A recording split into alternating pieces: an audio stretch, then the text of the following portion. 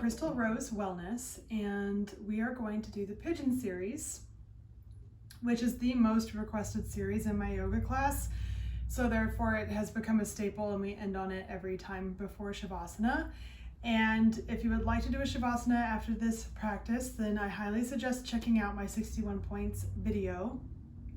And that is a fantastic guided meditation practice that you can end on. So for this series, you need potentially you might want a yoga blanket. My hip is a little bit high off the floor, so that's why I want to go ahead and close that gap with the yoga blanket. If you're tighter, you'll definitely need a yoga block or two, or maybe one of those Pilates balls, and then possibly a yoga strap. So for this practice, we are going to start in downward dog.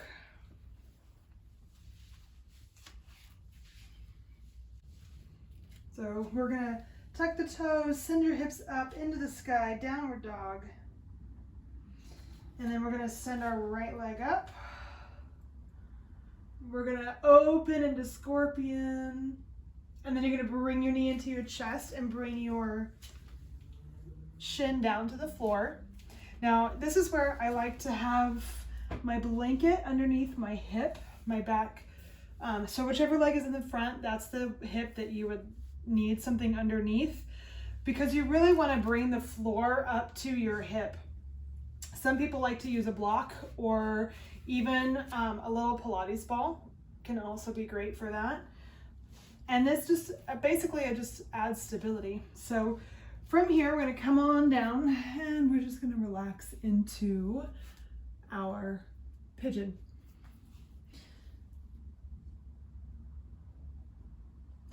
So you can exhale, sending your breath into which areas are tight. Breathing slowly so you can help your body relax into this pose.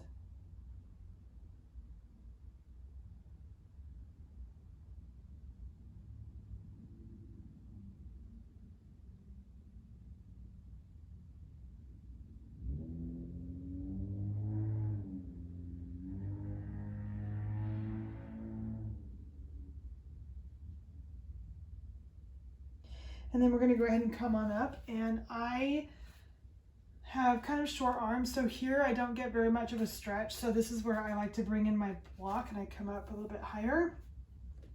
You may also notice that I do not have my front knee at a right angle. It's actually bent a little bit more than that.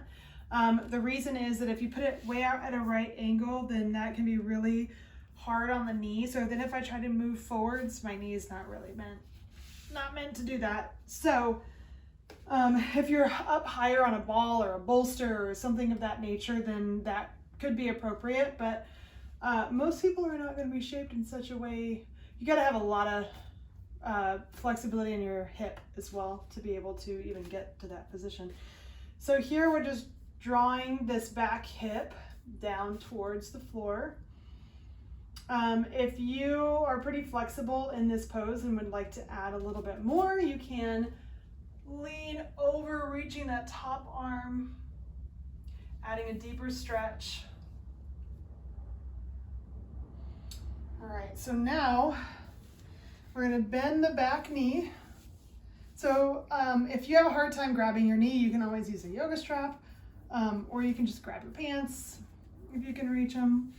If you can get there, you can always grab your elbow, your toes inside of your elbow, and then you really got it. You can come all the way into your king pigeon. I love this. This is, for me, I've always had pretty flexible quads, so this has always been my best quad stretch here. Everything else is tight, but I got flexible quads.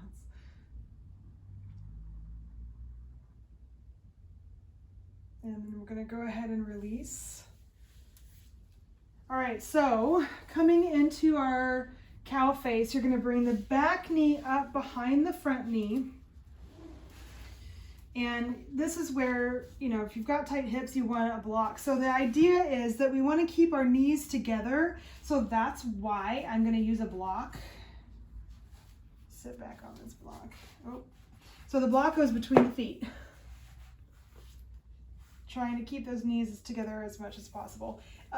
If you would like to do the cow face arms, you can bring one arm below and grab with the other arm. You can use a strap again here. Or if your shoulder doesn't like to go into that position, then you can just do the top portion of the cow face. Another option for this pose is to just come forwards and deepen the stretch into the hips.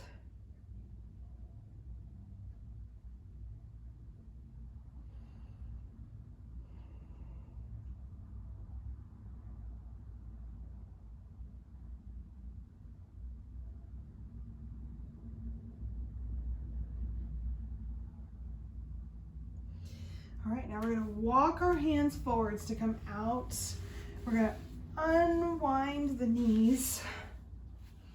And we're gonna take a nice short little break for the hips into our wide knee child's pose.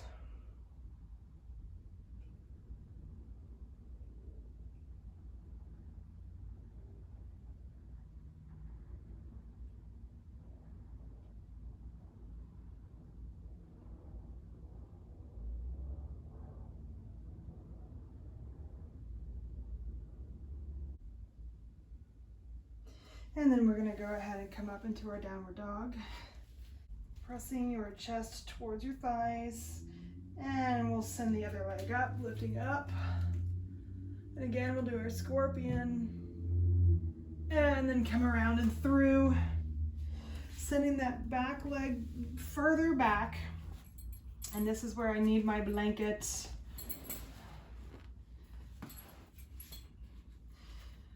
And again, just coming on down.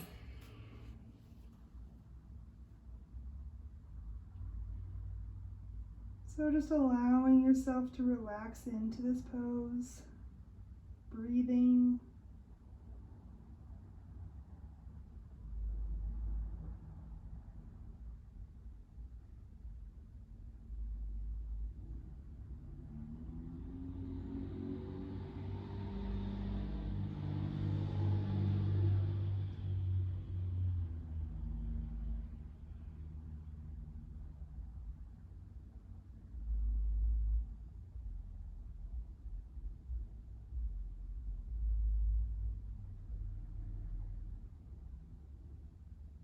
And then go ahead and come on up. And again, this is where I like to use that block to help me get into a deeper stretch. I'm thinking about bringing since my right leg is in back, I'm thinking about bringing the right hip down towards the floor.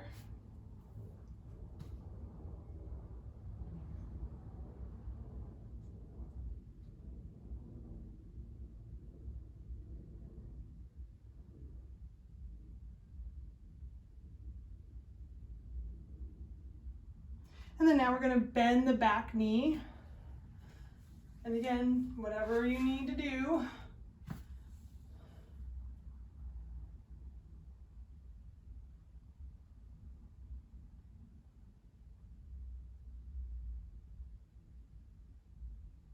Again, just breathing, allowing your exhale to go into those tight areas. In this case, maybe it's your quad, maybe it's a hip.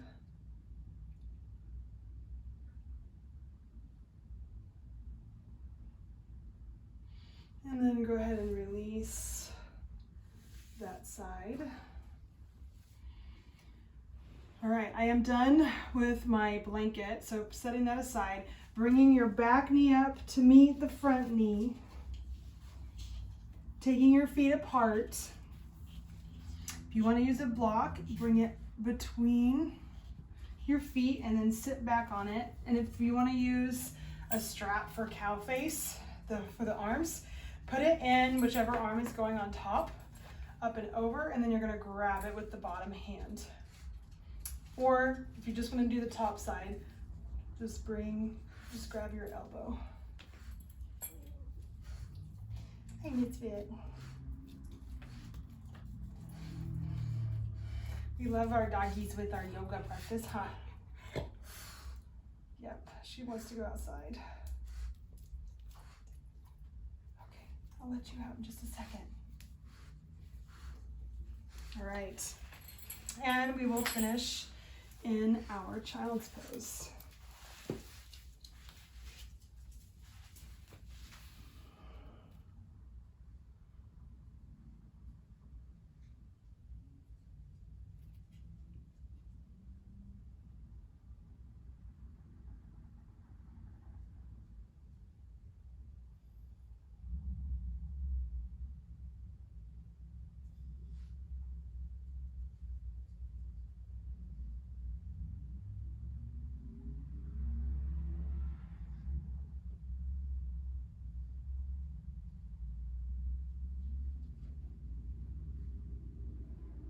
And then when you're ready, you can go ahead and come on up.